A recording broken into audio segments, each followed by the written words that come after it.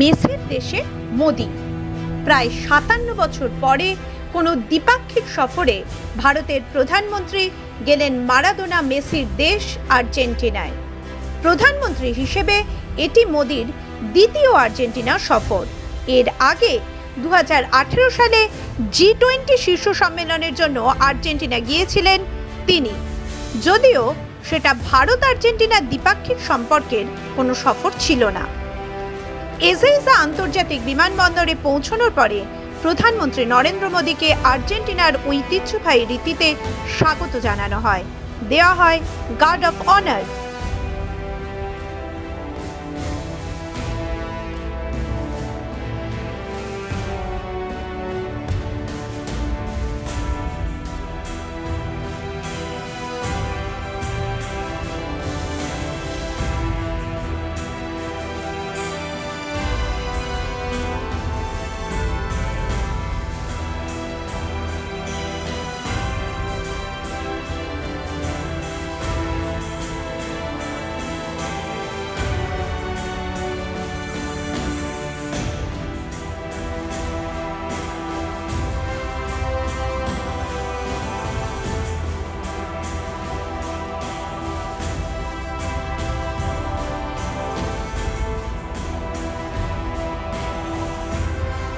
Argentina সফরে গিয়ে সেখানে বসবাসকারী প্রবাসী ভারতীয়দের সঙ্গেও দেখা করেন মোদি।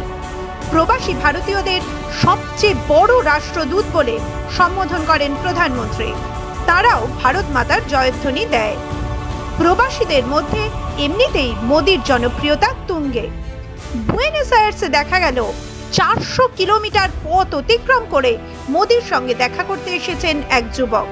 শুধু মোদিকে হ্যালো বলার জন্য রোসারিও থেকে বুয়েনোস আয়ার্স আসেন বিজয় কুমার। সৌভাগ্যক্রমে মোদির সঙ্গে হাত মেলানোর সুযোগ পেয়েছেন বিজয়। They were messengers of a timeless civilization.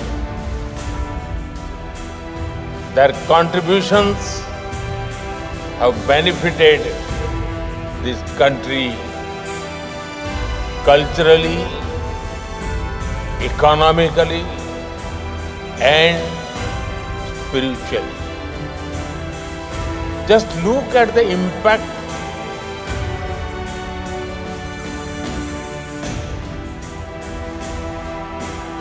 Pahalgam হামলার নিন্দা করা প্রথম দেশগুলির মধ্যে অন্যতম ছিল আর্জেন্টিনা। 1990-এর দশকে দুটি বড় সন্ত্রাসী হামলার শিকার হয় মেসির দেশ। আর্জেন্টিনার প্রেসিডেন্ট জেভিয়ার মিলেইয়ের সঙ্গে বৈঠকে সন্ত্রাস দমনে একে অপরের পাশে থাকার কথা বলেন প্রধানমন্ত্রী মোদি। বিদেশ মন্ত্রক সূত্রে খবর, প্রতিরক্ষা, কৃষি, খনিজ তেল ও গ্যাস, বাণিজ্য বিনিয়োগের মতো গুরুত্বপূর্ণ ক্ষেত্রে ভারত এবং আর্জেন্টিনার দ্বিপাক্ষিক সম্পর্ক আরও দৃঢ় করার বিষয়ে জোর দেওয়া হয়েছে বৈঠকে।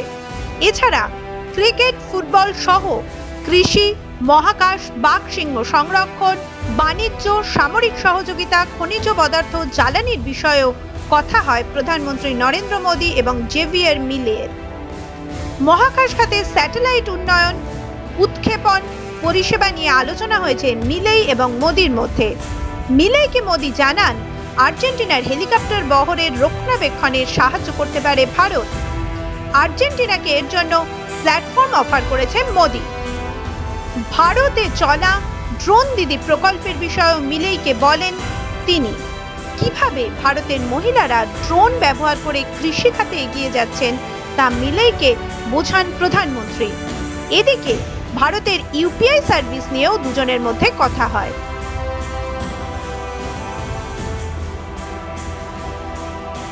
লিথিয়াম ট্রায়াঙ্গেলের 3টি দেশের মধ্যে একটি আর্জেন্টিনা। চিলি ও বলিভিয়ার পাশাপাশি আর্জেন্টিনার খনিতেও এর বিশাল ভান্ডার রয়েছে। লিথিয়াম ট্রায়াঙ্গেল হলো একটি অঞ্চল যা আন্দিজ পর্বতমালায় অবস্থিত। এই অঞ্চল লিথিয়াম সম্পদের জন্য অত্যন্ত সমৃদ্ধ। লিথিয়ামই হলো ভবিষ্যতের জ্বালানি, কারণ এটি সবুজ প্রযুক্তির জন্য অপরিহার্য। এটি মোবাইল ফোন, ল্যাপটপ, ইলেকট্রনিক যানবাহন ও গ্রিড স্টোরেজের রিচার্জেবল ব্যাটারিতে ব্যবহৃত হয়। প্রকৃতপক্ষে ভারতীয় খনি সংস্থাগুলি ইতিমধ্যেই উত্তর আর্জেন্টিনার কাটামার্কা প্রদেশে এই নিয়ে কাজ করছে। ভারতীয় সংস্থাগুলি আর্জেন্টিনার সঙ্গে তামা, সোনা এবং আরও কয়েকটি নতুন যুগের আকরিকের খননের কাজ করতে আগ্রহী। আবার আর্জেন্টিনাও ভারত থেকে তাজা ফল, শাকসবজি এবং দুগ্ধজাত পণ্যের মতো কৃষি পণ্য আমদানি করতে ইচ্ছা প্রকাশ করেছে।